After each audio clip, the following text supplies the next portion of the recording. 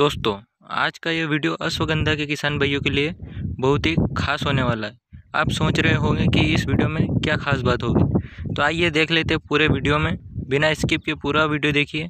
अश्वगंधा के किसान भाइयों के लिए यह वीडियो नॉलेजफुल होने वाला है, क्योंकि हम इस वीडियो में बताएंगे कि आप अश्वगंधा की फसल जब उसमें फूल फल निकलना शुरू होते हैं उस समय उसमें क्या क्या सावधानी रखनी चाहिए, कौन सा खाद देना चाहिए, कब सिंचाई करनी चाहिए तथा उसमें क्या क्या कीटनाशक दवाओं का प्रयोग करना चाहिए तथा हम अश्वगंधा की जड़ को कैसे बड़ी कर तथा उसमें पाउडर की मात्रा कैसे बढ़ाए तथा और उसकी चमक कैसे बढ़ाए, जिससे कि हमारी अश्वगंधा की फसल मंडियों में अच्छे भाव पर बिके और इसके अधिक उत्पादन निकले, ताकि हमें अच्छा मुनाफा प्रॉफिट हो सके।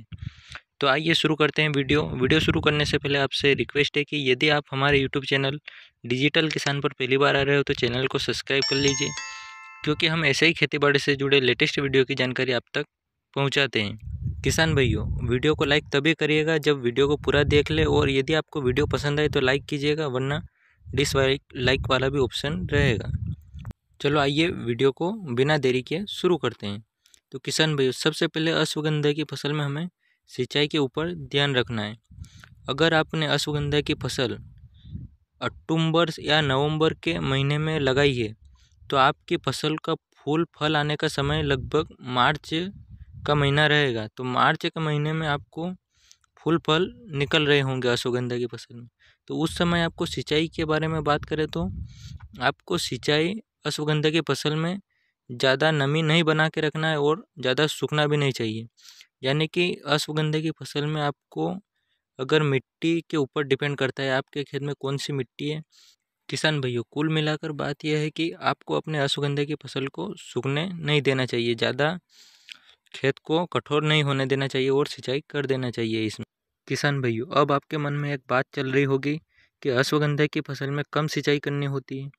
तो मैं आपको बता दूं कि अश्वगंधा की फसल में सिंचाई की तो आवश्यकता होती है, लेकिन आपको पानी को एक जगह पर इकट्ठा नहीं होने देना चाहिए। यानी कि आपको खेत को ढलान वाला लेना चाहिए। अगर आपको खेत में ज़्यादा देर तक, यानी आपने सिंचाई कर दी और उससे 4-5 घंटे तक उसके अश्वगंधा के खेत में पानी भरा रहता है, जिससे कि जड़ गलने की समस्या होती है। अब जड़ को उखाड़ कर देखते हो तो उसमें पीलापन की समस्या दिखाई देने लगती है और वो मुरझाने लगती है। तो आपको बता दें कि अश्वगंधा की फसल में कम सिंचाई की ज़रूरत नहीं होती, लगभग आपको हल्की सिंचाई की ज़रूरत होती है। इसमें आपको हल्की सिंचाई करनी होती है।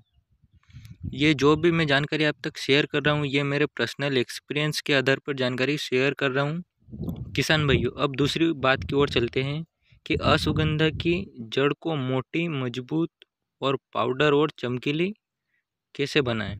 तो इसके लिए आपको सबसे पहले तो आपके अश्वगंधा की फसल का स्वस्थ होना जरूरी है, क्योंकि अश्वगंधा की फसल स्वस्थ नहीं रहेगी तो उसमें सही से भोजन नहीं बना पाएगी और उसकी सही से वेजिटेटिव ग्रोथ नहीं हो पाएगी। अश्वगंधा की फसल का स्वस्थ नहीं होने का कारण है कि यदि आपके अश्वगंधा में किसी रोग का प्रकोप या कीटों का प्रकोप है जिससे पौधा स्वस्थ नहीं है, या किसी फर्टिलाइजर खाद की कमी हो सकती है। तो कीटों के बारे में बात करें तो इसमें कोई खास विशेष कीटों का प्रकोप नहीं होता है। इसमें मुख्यतः हरे मोले, काले मोले और मच्छरों की समस्या होती है, जिनको आप आसानी से छोटे मोटे कीटनाशक का प्रयोग करके आसानी से कंट्रोल कर सकते हो। आप जानना चाहते हो कि हमने कौन से कीटनाशक का प्रयोग किया है, तो आप आई बटन में आपको ऊपर वीडियो का लिंक दिया हुआ है, वहाँ जाकर वीडियो को देखकर आप अश्वगंधा में कौन से कीटनाशक का प्रयोग करना चाहिए उसकी जानकारी आप प्राप्त कर सकते हो। अब बात करते हैं हम अश्वगंधा में जो मुख्य रोग लगता है वो फफूंद का लगता है, जो कि अश्वगंधा की फसल के लिए बहुत ही भयंकर रोग होता है, क्योंकि इस फंगस का रोग को आप समय रहते कंट्रोल नहीं करते हो तो ये आपकी पूरी अश्वगंधा की फसल को बर्बाद कर देता है।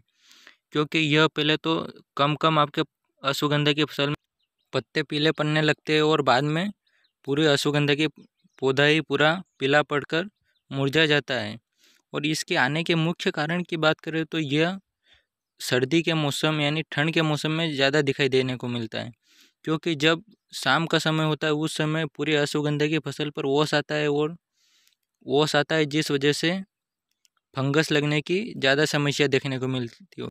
अगर आप अश्वगंधा की खेती करते हो तो आपने नोट किया होगा कि जब ठंड का मौसम ज़्यादा होता है यानी कि ओस ज़्यादा गिरती है, उस समय आपको अश्वगंधा की फसल में पीलापन, फंगस लगने की बहुत अधिक समस्या दिखाई देने लगती होगी। और जब जैसे जैसे ओस कम होती है, गर्मी का मौसम बढ़ता है, उस समय आपको अश्वगंधा की फसल में पीलापन की समस्या बहुत ही कम देखने को मिलती है।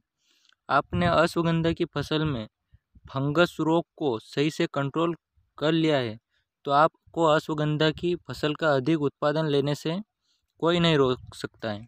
और इसमें मुख्य बात आती है कि अब अश्वगंधा की फसल में हमें कौन कौन से खाद, फर्टिलाइज़र का भी समय समय पर ध्यान रखना होता है।